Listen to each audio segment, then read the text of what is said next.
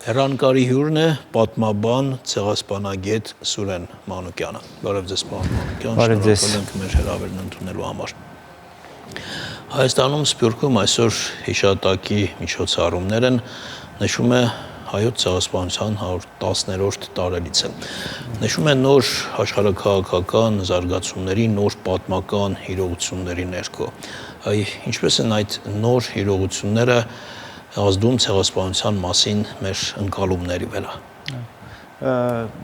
Իհարկե շատ կարևոր հարց եք բարձրացնում, որտեղ իրոք փոխվել է ընկալումը։ Եթե նախկինում, ասենք, մարդիկ շատ դժվարությամբ էին ընկալում ինչ է ցեղասպանությունը, որովհետև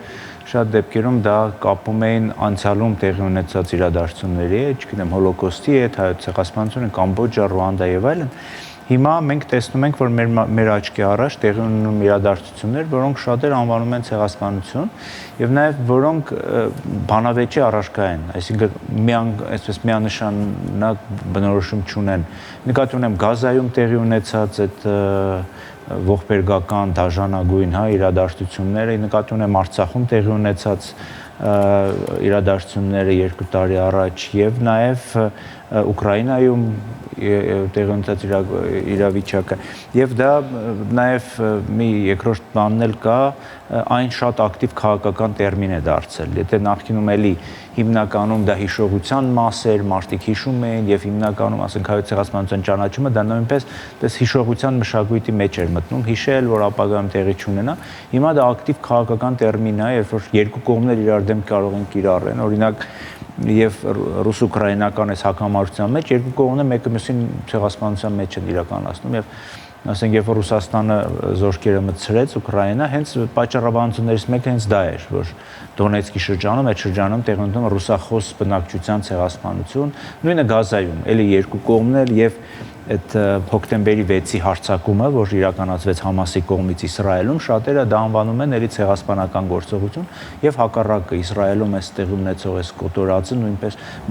ուզում եմ ասեմ, որ հիմա դա շատ ավելի այսպես գործածական տերմին է դարձել եւ մենք նաեւ երբ որ խոսում ենք հայոց ցեղասպանության մասին, պետք է այդ իրողությունը անպայման հաշվի առնենք իհարկե։ Ես նկատի ունեի նաև մեր ընկալումները բուն 1915 թվականի իրադարձությունների հետ կապված։ Տեսեք 10, 20, 30, 40 տարի առաջ մեր պատկերացումները գիտակցում այդ իրադարձությունների վերաբերյալ այլ էին, հիմա այլ են։ Համաձայն եմ եւ դա նույնպես քաղաքական դիսկուրսի մաս է։ Եթե մենք, ասենք, 10 տարի առաջ ունեինք մի տեսակ փոխհամաձայնություն հասարակությունում, ինչպես ենք մենք տեսնում հայոց ցեղասպանությունը, ինչպես ենք մենք դա գնահատում, բնորոշում եւ ասենք տրված էին ինչ որ տարբեր բնորոշիչներ, որոնց շուրջ մենք կոնսենսուս ունենք հասարակության մեջ ընդհանրապես։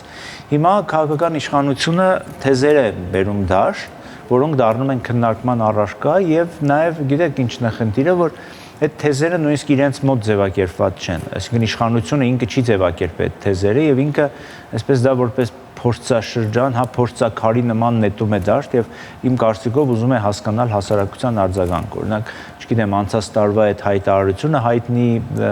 падգամավորներից մեկի, որ Անդրանիկ Քոչարյանի կոնկրետ, որ պետք է հաշվենք թվերը եւ այլն եւ այլն։ Այո, կամ ասենք Նիկոլ Փաշինյանի այդ արտահայտությունը, որ պետք է հասկանանք ինչու առաջ չէինք խոսում, հիմա խոսում ենք, այսինքն դրանք ինչ որ մի բաներ են, խոսույթներ են, որ բերվում են դաշտ եւ մի տեսակ այն ստեղծված պատկերը, որոնք բյուրեղացել էր մեր գլուխներում, մեր ուղեղներում, մեր նկատի չունեմ ինձ եւ ձեզ իհարկե, այլ նկատի ունեմ տամպես հայությունը որպես ամբողջականություն, դա որոշակիորեն սասանվում է։ Ես օրինակ ցավով եմ ուզում նշեմ, որ ասենք շատ մարդկանց եմ հանդիպում, հասարակ մարդիկ, ում վրա դա ազդում է եւ մարդիկ, որոնք օրինակ սկսում են ինչ որ այդպես բաներ խոսել, որոնք առաջ դժվար էր պատկերացնել, որ ես կարող էի լսել, օրինակ ասենք իսկ մեր մեղքը մորներ, իսկ արդյոք միգուցե Ռուսաստանն էր ավելի մեղավոր, կան, այսինքն բաներ, որոնք այսպես կասկածի հատիկներ են դնում մեր մեջ, ել եմ ասում, եւ դա դառնում է քաղաքական խոսույթ։ Բայց կան գործոններ, որոնք կապ չունեն քաղաքական զարգացումների հետ։ Օրինակ տեսեք զուտ ժամանակի գործոնը։ 20-25 տարի առաջ դեռ կային, չէ՞, այդ կենթանի վկաները Ես հիշում եմ նույնիսկ 15 տարի առաջ դեռ այն ժամանակ նաև մենք լրատվական թողարկումներում անդրադառնում ենք, դեռ գտնում ենք այդ տատիկ պապիկներին, որոնք ոչ արդեն վարժ խոսքով, բայց թեկուզ հայացքով, էմոցիաներով ինչ որ բան մեզ պատմում էին, փոխանցում էին, հիմա դա չկա։ Եվ մյուս կողմից հենց զուտ ժամանակի գործն է, ինչքան մենք հեռանում ենք այդ իրադարձություններից, այդքան մոռանում ենք, թեև մյուս կողմից առերեսվում ենք ցեղասպանության նոր դրսևորումների հետ։ Հա, համաձայն եմ ձեր հետ, հետաքրքիր է, ես մի գիտական հոդվածի վրա եմ աշխատում, որը կապված է 1995 թվականի իրադարձություններին, երբ որ Հայաստանը որպես անկախ պետություն առաջին անգամ այսպես պաշտոնապես նշեց կլոր տարելից 80-ամյակը, եւ հետաքրքիր է, որ հենց այդ ժամանակ Հայաստանի կառավարությունը որոշում կայացրեց, որ այդ մարդկանց վերապրածներին պետք է հատուկ թոշակ, իրանք հավելավճար էին ստանում թոշակի մեջ, եւ ես նայեցի մի քանի հազար էին նույնիսկ, այսինքն այն ժամանակ նույնիսկ 80 տարի էր անցել, բայց իրականում երեխաներ էին իհարկե բնականաբար 5-6 տարեկան միջև 5-6 տարեկան երեխաներ էին, բայց բավականին շատ էին։ Հիմա ճիշտ է, հիմա մենք չունենք մարդիկ, ովքեր ուղղակի ականատես են եղել ցեղասպանությանը, եւ դա համաձայն եմ, որոշակիորեն փոխում է դիսկուրսը։ Օրինակ, ես անձամբ էլի անձնական պատմության անդրադառնանք, ես մեծացել եմ մի ընտանիքում, որտեղ ապրում էր իմ տատիկը, այսինքն տատիկը ով ուղղակիորեն հայոց ցեղասպանության մեջ էր եղել, մասնագիծ էր, վերապրող էր եղել եւ ինքը պատմում էր իր ողբեր այդ որպանոցային կյանքից, այդ Գյումրի որպանոցում էր, Ամերկոմի որպանոցում էր մեծացել, պատմում էր իր ընտանիքի մասին, Կարսի մասին էր պատմում, ինչ որ պատմություններ ուներ իր մեջ եւ իմ համար դա այնքան բնական ընտանեկան պատմության մի մաս էր, որ ասենք իմ համար դա լրիվ ուրիշ տեսանք, իմ երեխաների համար դա абստրակտ ինչ որ մի պատմական իրադարձություն է։ Ես դա եմ ուզում ասել, տեսեք, ես էլ իմ օրինակը ուզում եմ վերել առիթը օգտագործելով, իմ տատը եղել է Ղարսից, իսկ պապը Կարինից եւ նրանք Գյումրիում այդ մեծ որպանոցում են առաջին անգամ իրար տեսել։ Ես երբ որ հիշում եմ իմ տատիկի եւ իմ պապի պատմությունները, մինչեւ հիմա ջանոց այդ սարսուռը անցնում է, թեև այն ժամանակ ես շատ փոքր էի, բայց ես զգացողություններ ունեի, շատ նուրբ, շատ մարդկային։ Հիմա ես կարծում եմ ինչքան էլ այդ պատմությունները փորձեմ իմ զավակներին, թոռներին պատմել, թեկուզ շատ գունեղ բառերով, չեմ կարծում, որ նույն էմոցիաները կառաջացնեմ իմ թոռների, իմ սերունդների, իմ երեխաների։ Համաձայն։ Մեր համար դա ուղղակի այսպես պատմական ինչ-որ մի դեպք, մեր համար նկատի ունեմ նոր սերնդի համար, բայց խնդիրն այն է, որ ես նաև դասավանդում եմ այս առարկան տարբեր համալսարաններում, առաջ իրոք մի քիչ դժվար էր, ասենք, երեխաներին հայոց պատմության այսպես ամբողջ այդ բանը զգացողությունը տալ, բայց ցավոք սրտի մենք վերաակտուալացրինք այդ հիշողությունը Արցախում տեղի ունեցած իրադարձություններում, այսինքն երբ որ դու մտնում ես լսարան ու լսարանում կան արցախցի երեխաներ, ասենք երեխաներ, որոնք անձամբ այդ գաղթի ճանապարհը անցել են, ասենք այն, չգիտեմ, այդ ամբողջ այդ պարփումը, հա, այդ 120,000 մարդու դուրս գալը եւ այդ 3 օրով իրանք անցկացրել են այդ Հայաստան միջև մտնելը, այդ իրոք այս մի տեսակ այսպես թույլ է տալիս վերհիշել այն գաղթի ճանապարհը եւ ընդհանրապես այդ հայրենիքի կորուստը բան։ Մի տեսակ ցավոք սրտի մենք որպես ժողովուրդ պարբերաբար վերաթարմացնում ենք այդ ցավը, այդ տրավման, որը մեր մեջ կա, չգիտեմ, եւ դրա հետ աշխատել է պետք։ Գիտեք, այդ եմ ես ուզում անպայման շեշտեմ, որ պետությունը չպետք է այդ մարդկանցից, այսպես այդ մարդկանց հեռացնի իրանցից, եւ նաեւ այստեղ խոսքը միայն նյութականի մասին չէ։ Ես գիտեմ, հիմա հիմնական մեծ քննարկում արցախցիների հետ կապված դա այդ նյութական այդ օգնությունն է եւ այլն, այդ միայն դա չի, ասենք պետությունը պետք է այդ մարդկանց կարողանա նաեւ հոգեբանական ինչ-որ, չգիտեմ, ինչ-որ վերականգնման ուղիներ ցույց տալ, պետք է այդ մարդկանց հետ խոսվի, պետք է հոգեբաններ աշխատեն, պետք է այդ մարդկանց հուշերը արձանագրվի, պետք է թույլ տան, որ իրանք խոսեն եւ դրանով իրենց մի տեսակ տրավման նաեւ կարողանան հաղթահարել։ Մի տեսակ իմ տպավորությամբ այդ մարդկանց մենք բոլոր լիովին մենակ ենք թողել։ Հետո տեսեք այսպիսի խնդիր էլ կա, թեև նույն համատեքստում է ինչից խոսում ենք։ Ցեղասպանությունը տեսածների երև 3-րդ, 4-րդ, 5-րդ, 6-րդ եւ ավելի բարձր սերունդներ այդ հայրենազրկման ցավը այդքան խորը չեն զգում։ Նույնիսկ շատ դեպքերում դառնում են այն երկրներում, որտեղ ապրում են, այդ երկրների շատ լիարժեք քաղաքացի, շատ բառի հենց կոպիտ օրինակով ասիմիլացվում են այդ մարդիկ։ Այո, եւ նաեւ էլի անխուսափելի է, գիտեք, ինչքան խոսում ենք հայոց ցեղասպանության մասին, միշտ էս վերջի իրադարձությունները անպայման հիշում ենք։ Եվ գիտեք, մի հատ ուրիշ խնդիր էլ կար, այդ Արցախյան երկրորդ պատերազմում պարտությունից հետո մի տեսակ դա նաեւ այսպես թուլացրեց մարդկանց կապը հայկականության հետ, ինչի նկատի ունեմ, օրինակ մենք տեսնում ենք շատ մարդիկ, որոնք եթե նախկինում շատ ավելի այսպես հպարտորեն էին իրենց այսպես հայկական համայնքին կապում, հիմա մի տեսակ խուսափում են դրանից եւ շատ դեպքերում ես վախենում եմ, որ այս մեր անհաջողությունները կարող են բերել այդ ձեր ասած ասիմիլյացիան ավելի մեծ տեմպերի, որովհետեւ դա բնական զգացում է, մարդիկ միշտ փորձում են իրենց ասոցացնել եւ կապել այսպես հաջողակ պետությունների հետ, հաջողակ ժողովուրդների հետ, բայց այս կորուստի հետևից իրենք այսպես թուլացնում են ինչ-որ ինքնությունը դրսում գտնվողների մասին նկատի ունեմ իհարկե եւ նաեւ Հայաստանի հետ կապը ինչքան թուլանում է այդ մարդկանց հետ մնալու, չգիտեմ, կամ հայկականության հետ կապելու այդ բանն է թուլանում ասենք ես Միացյալ Նահանգներում հանդիպել եմ ուսանողների, դասավանդել եմ մի կարճ ժամանակ արդեն պատերազմից հետո, այս վերջի պատերազմից հետո ես ուսանող ունեի, որ հայ էր, բայց երբ որ այսինքն մի օր հարցրեցի, բայց դու հայ ես, չէ, ասեց, չէ, իմ ծնողներն էին հայ։ Այսինքն իր ծնողները հայ էին, ասենք, բայց ինքը արդեն իրեն այլևս հայ չէր համարում, այսինքն իր համար դա մի տեսակ ինքը իրեն ամերիկացի էր համարում, արդեն բոլոր այդ իմաստներով։ Այդ առումով համաձայն եմ եւ ընդհանրապես հայոց ցեղասպանության հիշողության արժեքը հենց դա է նաև մեր համար, որովհետև ինքը թույլ է տալիս պահել շատ բարձր ինքնության մակարդակ եւ նույնիսկ շատ դեպքերում փրկել ասիմիլյացիայից։ Ես մի բան պատմեմ, ֆրանսիացի հայտնի գիտնականներից մեկը հայկական ցակմամբ, կանոր անձնական զրույցը անունը չեմ տալիս, բայց ինձ թվում է շատերը հասկանանում մասնախոսքը։ Ինքը պատմում է, որ ասում է, մենք երբ որ երիտասարդ ենք, ֆրանսերեն էինք խոսում, ֆրանսիական համալսարաններ էին գնում, եկեղեցի համարյա չէինք հաճախում, որտեղ Ֆրանսիան սեկուլար պետություն էր, մենք այսպես ըմբոստ երիտասարդներ էինք, դա 60-ականներն են, 70-ականներն են ըմբոստ, ու ասում է գրեթե կապ չունեինք հայկական համայնքի հետ, ոչ հայերն ենք խոսում, ու ասում մի օր կար, որ մենք մեզ լիարժեք հայ էինք զում, դա ապրիլի 24-ն է, անկախ նրանից մենք որտեղ էինք, մեր փոքրիկ քաղաքում ինչքան հայ կար, չկար, բան, մենք այդ օրը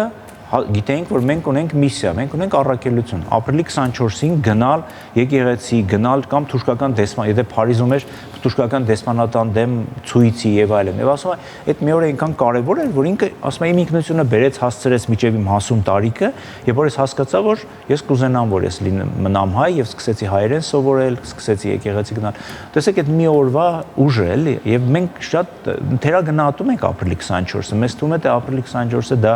այսպես միայն ողբի, միայն սկալու, հիշելու, ոչ ինքը նաև մեր ինքնությունը եւս մեկ անգամ ամրապնդելու, մեզ միասնական համայնք զգալու օր է։ Երբ որ դուք միասնականության մասին տեսեք, երբեմն այսպես հպարտորեն նշում ենք, որ մինչև 15 միլիոն հայեր կան։ Դե այդքան էլ հպարտանալ դեռ չէ, որովհետև դաժան պատմական իրողությունների հետևանքում է այդ ամենը եղել, բայց օրինակ ես համոզված եմ, որ այդ 15 միլիոնից կարծում եմ համեստ եմ ասում, կեսից ավելին ընդհանրապես չգիտի հայերեն,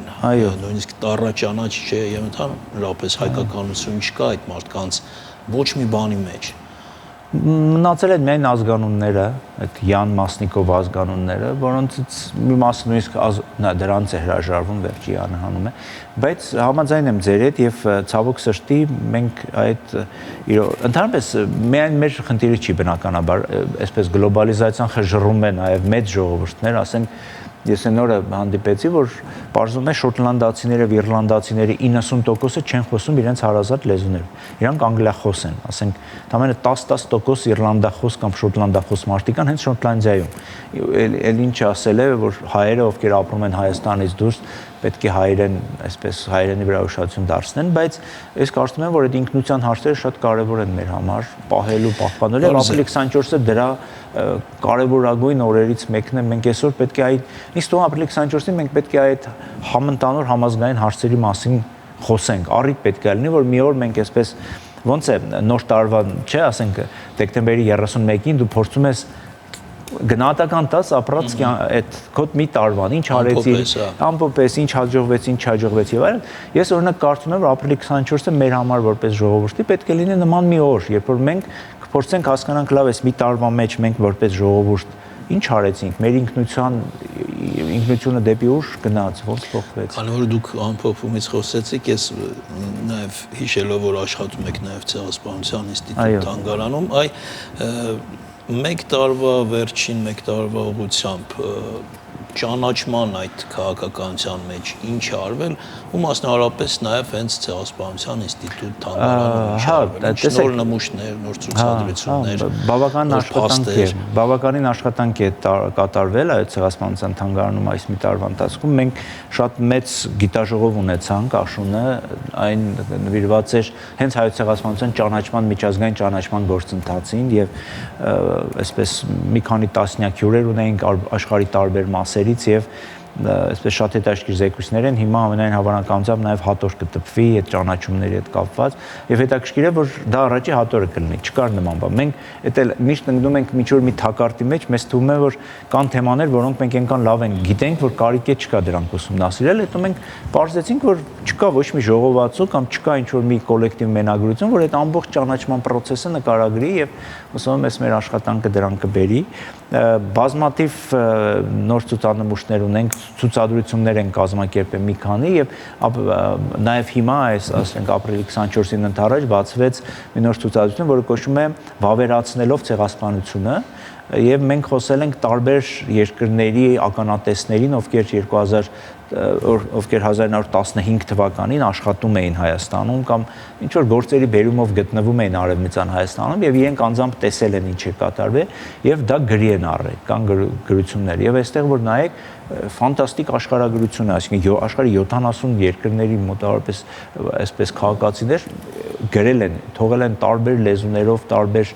մենք իհարկե բոլորին այդպես չենք ամենաայսպես բաներն ենք փորձել ներկայացնել, այսպես բայց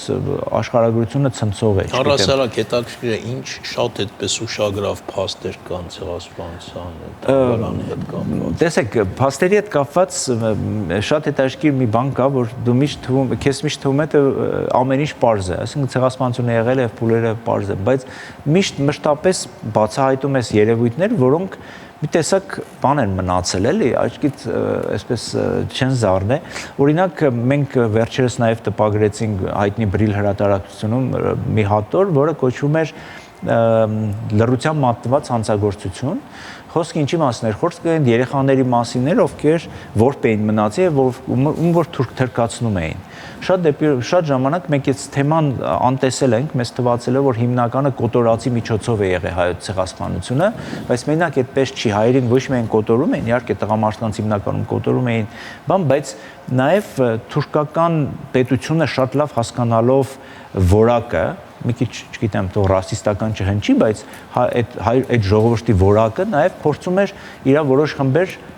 ներգրավել իր այսպես ազգային կազմի մեջ, ծուլել, յուրացնել եւ դրա համար օրինակ մենք տեսնում ենք ինչպես մասսայաբար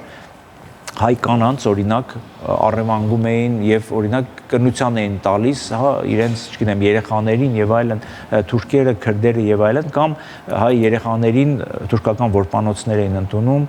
կրոնափոխ էին անում, չգիտեմ, անվանը թրկացնում էին ի վերջո։ Եվ սա դարձնում էին մի նոր, այսպես շատ կարևոր մի գործոն իրենց ժողովրդի, այսպես իրենց ազգաստեղծման, ազգակերտման գործընթացի մեջ, շատ հետաքրքիր երևույթ է, որովհետեւ նաեւ շատ այսպես կարևոր մի ուղղություն է այսօր ցեղասպանագիտության մեջ, հենց ցեղասպանությունը առանց սպանելու գործընթացի իրականացման ձևերը, որոնք եղել են։ Օրինակ, չգիտեմ, Ավստրալիայում տեղաբնիկներին նույն ձևով էին ցեղասպանում, այսինքն ինչ էին անում, իրենց ստանում էին պետական անգլոսաքսոնական դպրոցներ, դաստիարակում էին որպես անգլոսաքսոններ, թույլատրում էին խոսել միայն անգլերեն, կնքում էին եւ այլն, եւ իրենք ամբողջովին կտրվում էին իրենց արմատներից եւ 1-2 սերունդից հետո իրենք որպես ժողովուրդ այլևս չկային։ Այսինքն նույն ցեղասպանությունն էր տեղի ունենում, բայց բանով եւ էլի գալով այսօրվա օրը տրամաբանության մեջ տեղավորվում է այն ինչ տեղի ունեցավ Արցախում։ Այդ դրան էի ուզում գայի։ Այդ նույն տրամաբանությամբ մենք կարող ենք ասենք, որ մարդկանց զանգվածաբար ոչնչացրեցին, չսպանեցին, բայց իրենց կտրեցին իրենց հողից։ Ցեղասպանությունը այդ մարդկանց սպանելը չէ, այո, դա խմբի ոչնչացումն է։ Եվ դու ոնց կոչնչացնես խումբը, կարող ես ընտրես տարբեր մարտավարություն, եթե դու ցեղասպանություն ես իրականացնում։ Եթե 100 տարի առաջ պատերազմի հետ, առաջի համաշխարհային պատերազմի քողի տակ շատ ավելի հեշտ էր այսպես կոտորել հիմնականում մի մասին էլ այսպես ձուլել։ Հիմա 21-րդ դարում մի տեսակ ավելի մոդեռն ձևեր կան ցեղասպանության, որը Ադրբեջանը կիրառեց Արցախում, երբ որ մարդկանց պոկում ես իրենց բնակության վայրից, եւ այդ մարդիկ ստիփած վաղը այսօր, չգիտեմ, կցրվեն աշխարհով 1-2 սերունդից հետո էլ արցախահայություն որպես այդպեսի չի լինի։ Ես մի օրինակ բերեմ մեկ այլ հայկական խմբի մասին, Բաքվա հայությունը, հա, Բաքվում ապրում էր, չգիտեմ, 200,000, հա, կաշկի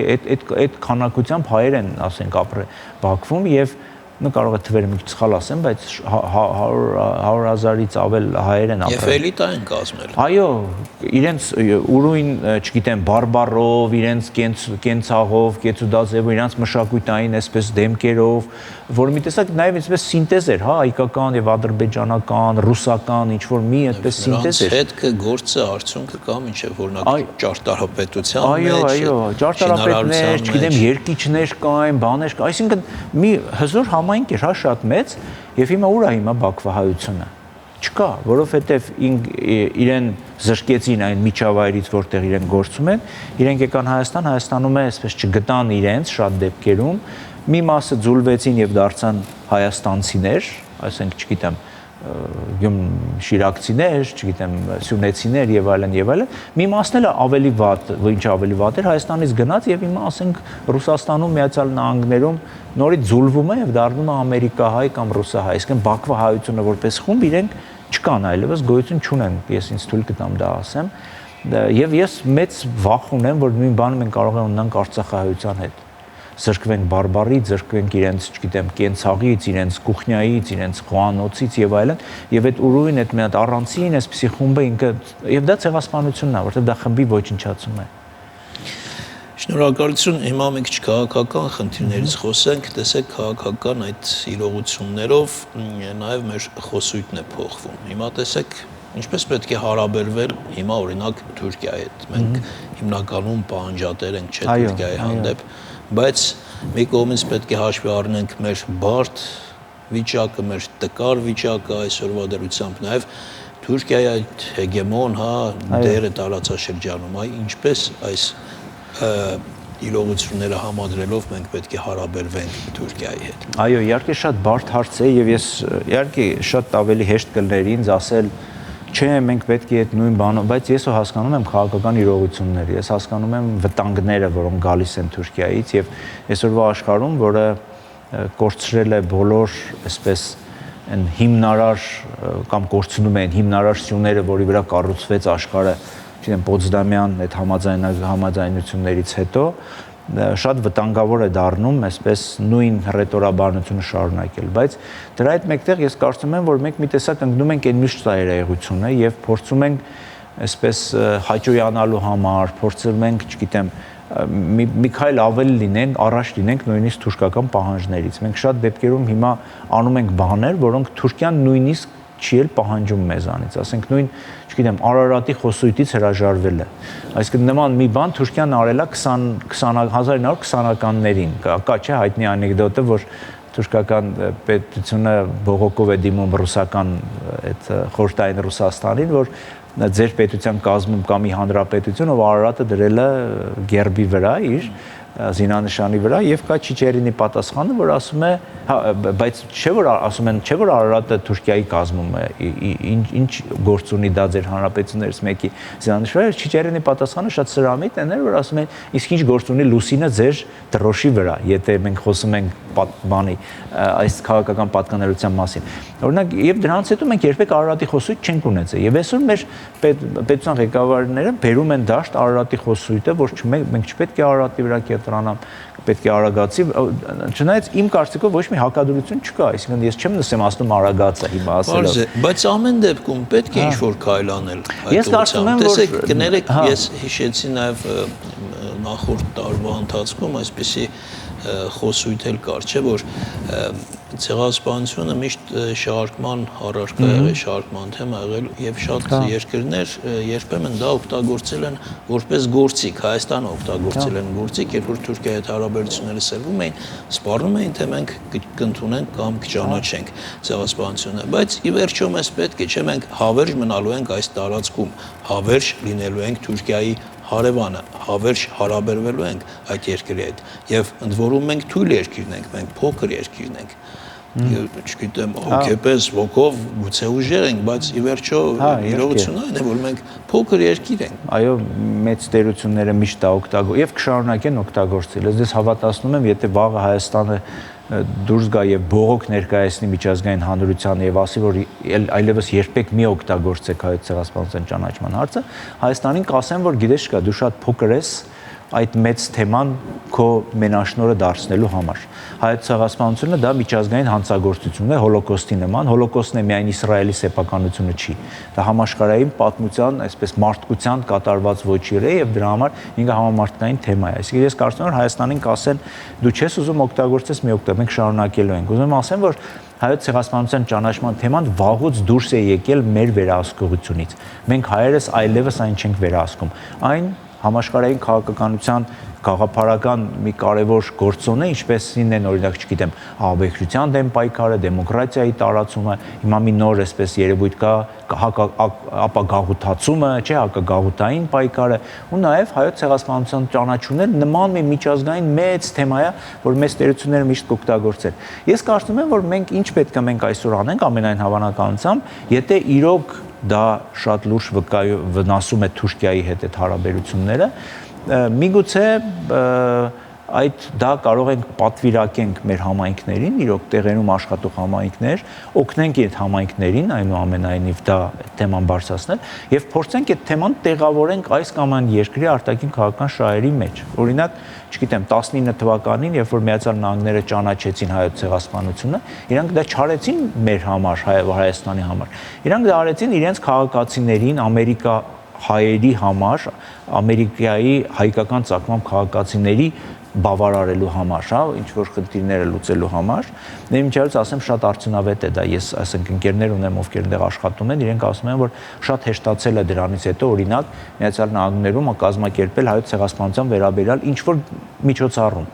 Ասում եմ, եթե առաջ կարող էին թուրքերը գային, խանգարեին, եւ մենք ոչ մի բան չէինք կարող անենք, որտեղ ազատ երկիր է, տարբեր կարծիքներ։ Հիմա ասում եմ, մենք զանգում ենք ոստիկանությունը եւ ասում ենք, որ ձեր երկիրը ճանաչել է սա որպես ցեղասպանություն եւ պարտավորություն է վերցրել իր վրա չմասնակցել ժխտողական գործողությունների մեջ, խնդրում, ասում եմ, միշտ գալիս են, ոստիկանությունը գալիս, հավաքում են խանգարողների, մենք շարունակում ենք։ Եվ այսինքն ես ուզում եմ ասեմ, որ մենք այսօր այդ թեման ես տեսնում եմ, որ պետականորեն դա չի բարձրացվում եւ նաեւ հայտարարվել է, որ դա այլևս մեր պետական արտաքին քաղաքական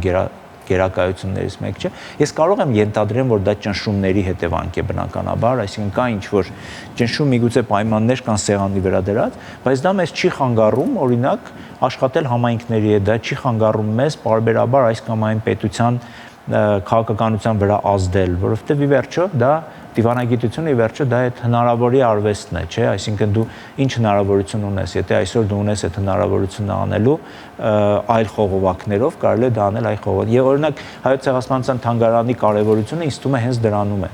Մենք որպես գիտական հիմնարկ, մենք կաշկանդված չենք քաղաքականությամբ, մենք քաղաքական այսպես պատվերներ չենք ստանում բոլորովին եւ մեր աշխատանքը հենց հայոց ցեղասպանության ճանաչումը մեր աշխատանքի բաղկացից մասն է եւ դրա համար մենք այս տարի օրինակ երկու մեծ ցուցադրություն ունենք, մեկը Ռումինիայում շատ մեծ ցուցադրություն բացվեց եւ երկրորդը Սանկտ Պետերբուրգում, էլի համատեղ ցուցադրություններ տեղի համայնքի եւ գիտական կազմակերպությունը, երրորդը Կանադայում եւ Միացյալ Նահանգներում մի ընդհանուր շրջիկ ցուցադրություններ կինը որպես ցեղասպանության զոհ կենտրոնում դնել հայոց ցեղասպանության։ Այսինքն գոնե մենք որպես այսպես գիտական հիմնարկ շարունակում ենք դա անել եւ կարծում եմ ու իմիջայլոց նաեւ մի բան էլ ասեմ, վերջի բանը, որ շատ ստացել ենք, շատ ավելացել է պահանջը, շատ երկրի համայնքներ միգուցե այսպես ենթագիտակցորեն այդ վտանգը զգանալով, որ մենք կարող է այս թեման կորցնենք, որ քիչ է խոսվում, շատ համայնքներ շատ կտրուկ ավելացել է նաև խնդրանքները տարբեր միջոցառումների, տարբեր օգնության եւ այսպես օժանդակության։ Շնորհակալություն հետաքրքիր զրույցի համար, այսքան արգել հեռուստատոներ, մեր հյուրն էր պատմաբան, ցեղասպանագետ Սուրեն Մանուկյանը։